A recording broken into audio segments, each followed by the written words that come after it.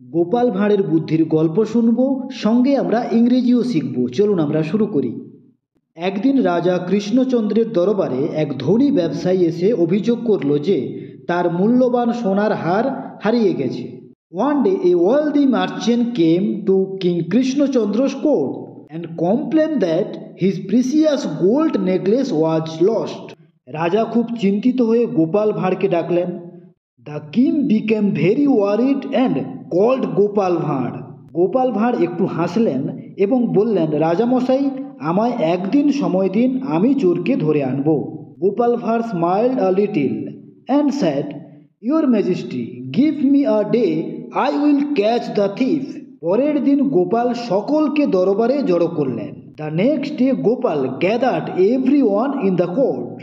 তিনি বললেন, আমার কাছে এমন এক জাদু লাঠি আছে যা চোরের হাতে থাকলে 1 হাত লম্বা হয়ে যাবে।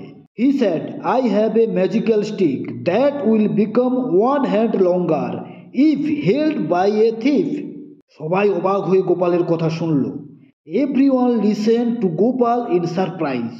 গোপাল বললেন, প্রত্যেককে এই লাঠি নিয়ে একটি ঘরে রাখতে হবে এবং কাল সকাল পর্যন্ত অপেক্ষা করতে হবে।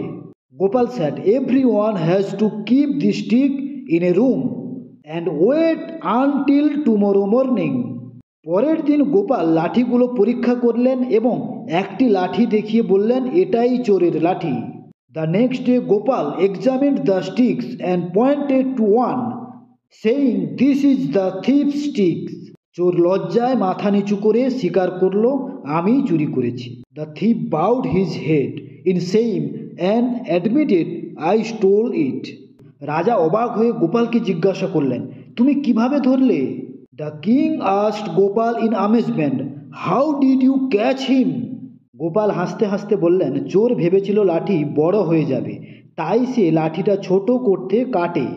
Gopal laughed and said, the thief thought the stick would grow longer, so he cut it shorter.